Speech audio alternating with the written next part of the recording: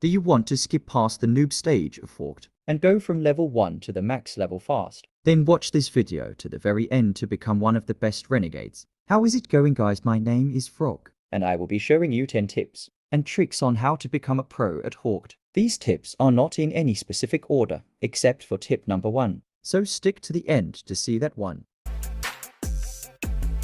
Starting off with tip number 10, it is kind of simple. But knowing the weapons, there are energy versus kinetic weapons which does not have any difference in damage against shields or versus non-shield opponents. the damage is different. However, it is different across the board for all weapons. There is rifles, DMRs, pistols, SMGs, sniper rifles, LMGs, the Traverser, shotguns, grenades, and special weapons. Like me, and also weapon rarity does not necessarily mean more damage or that it is better. It kinda means that it is better for the most part, But not exactly. There are certain weapons that do different things. For example, the double barrel energy SMG shoots 2 shots kind of like a double barrel shotgun. but you shoot both of them at the same time within quick succession. It is like a burst SMG. Each individual shot does 8 damage. So you can do 16 damage. But if you miss a shot, you will do only 8. Whereas the blue rated SMG that is kinetic energy, You will have a lot of recoil,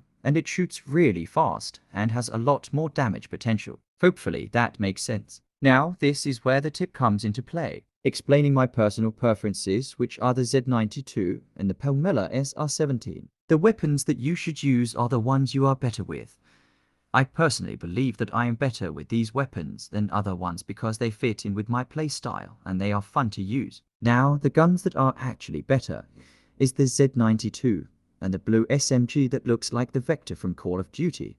If you want me to do a weapon tier list, then subscribe and comment below. But figure out what weapons you are good with, not the ones that are the best.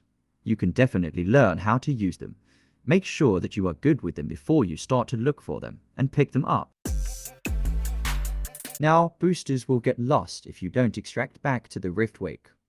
So if you died in a match and you didn't get to come back to the Rift Wake, or if you extract an artifact and some relics and trinkets, but don't escape, you will not get your boosters back. if you don't know what boosters are, that is okay. They are basically little comic book things that you put into your loadout that gives you special bonus percentages towards different things. They are something you can unlock only in the Grail shop after increasing your loyalty level. However, you should wait until level 8 loyalty to buy the boosters, cause the good ones don't unlock till level 8 or above. But just like the weapons, find ones that fit into your playstyle, and you can hold up to 4 at a time, so choose wisely. Gears and exos. There is a good handful of different gear and exos out there. You got the kickback coin, the Recon Raptor, the boombox, the electric guitar, the heal potion thing, and the zap fire flybugs. Something that is really important is if you are playing solo or trio, you are going to want to swap out your gear and exos so that you and your teammates have complementary gear and exos. For example, the kickback coin in solos is not really been that great because you don't have a team to aggro the other player, so that you could get a flank and shoot around cover. So you might want to use Jelani instead and have whatever the hell the wall is made out of instead. Be sure to note that exos are much more offensive and the wards are much more defensive. And one other thing about gear and exos is that you can upgrade them. This is something that I didn't know for the first few games. You can upgrade them from common all the way up to legendary, and they will get better the more you upgrade it. Artifacts loadout. You are going to want to try out different artifacts and determine which are best suited for your gaming style. But there are going to be more meta ones that do a lot better, and some that are not as good. But make sure that you are upgrading your artifacts that you use a lot and sell or deconstruct the artifacts that you don't use. But do not sell or deconstruct artifacts that you will want to try out later. You are going to want to deconstruct relics and artifacts and sell trinkets. The only difference between relics and trinkets is that relics are higher rarity trinkets. The difference between selling and deconstructing is that selling will get you Hawk coins and deconstructing will get you Wanderium coins. You will need both to upgrade your artifacts, so you are going to want to deconstruct everything you can that you don't want after every match, and just sell the cheaper trinkets. This helps so much along the way. If you have found any of these useful so far, go ahead and drop a sub down below so you can find everything new. Now, this might seem kind of simple, but I'm going to be getting into more detail. So obviously, if you don't know the process of getting an artifact is fairly simple. You can get them from caravans or the main vault, and then you're going to want to extract it. Now, what I want to get into deeper about is a couple things here. So one, when you go to stand over the extraction pad, it takes 30 seconds to work. But once you do, your stuff is automatically extracted for you. So you don't need to leave to extract your stuff. Now, if you did not know that, leave a like on the video, because that is like a huge thing that most players don't know about the game. To get the caravan's loot, you will shoot the chests on the side towards the middle. Then you have to shoot the little blue diamonds on the side. You can only shoot one at a time before it sprints away, and you will have to wait till it stops sprinting. And then there is 3 more on the other side towards the knee area. Once it has its armor off, you can rail his back. Once it is dead, you can collect the artifact from the chest, as well as legendary power up.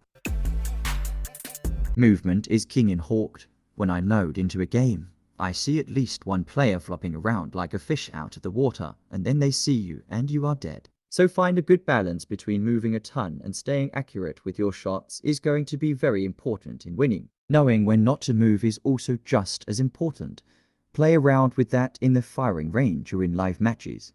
Just chill back and learn the mechanics. There is a lot of traversal in the game. You can sprint, you can slide jump, you can infinite slide, you can use your traverser to latch onto different points. You can also use your traverser while you are on your surfboard. I am going to talk about the infinite slide. If you are going downhill, just slide. Don't run, just slide, because you will infinite slide the whole way to the bottom. But this is not cancelable, so once you start, you are committed all the way down. You cannot stop. Now, something that is really great about locomotion is stamina management. And you have pulsing mushrooms, edible mushrooms, the boombox, and slide jumping to help you manage your stamina. If you dodge, it will use half your stamina, so you will only be able to do it 2 times back to back. Walking backwards and pushing space will give you a backflip that you can use instead of a roll. I mentioned pulsing mushrooms, edible mushrooms, the boombox, and slide jumping. All of those are different ways to manage your stamina. Pulsing mushrooms, make sure you run into those because they give you infinite stamina for a short period of time and increases your boost speed. Edible mushrooms, which do the same thing, but you eat them. The boombox, which also does the same thing. And then you have slide jumping to make you sprint for the longest amount of time. One more thing is that there is an artifact, the lizard artifact, that gives you a speed boost and stamina use reduction if you don't have your weapons equipped. So hold your weapon switch button, and that will put your weapons away. This is something that a lot of random players are not doing. If you want to be good and want to avoid getting into a fight before you are ready or being surprised by another player, then you need to use the slingshot and the melee mechanics when you are fighting low health disciples and solving puzzles. Look, I have talked to a handful of people out there, and this has blown their mind. If you are pretty new, you probably don't know this, but I was talking about this earlier. How? When you go to an extraction point, you can leave without leaving. You can extract all your stuff and keep on playing. This is huge if you are playing with a trio and you happen to get a caravan artifact. You all are loaded up with relics and trinkets. You can go to an extraction point, extract all your stuff, and then go get the treasure room artifact or grief other players and get their artifact as well and their relics. The huge bonus to this is that you can extract with potentially up to 4 artifacts. Now that will be close to impossible. Now on top of that, if you go to a dig site after you spawn, and you collect that, and you get any type of relic or trinket you can extract right away in the beginning of the game without leaving, you can extract that relic or trinket and continue playing. Well, that's it. If any of these tips are useful, go ahead and subscribe and drop a like. We will talk again real soon.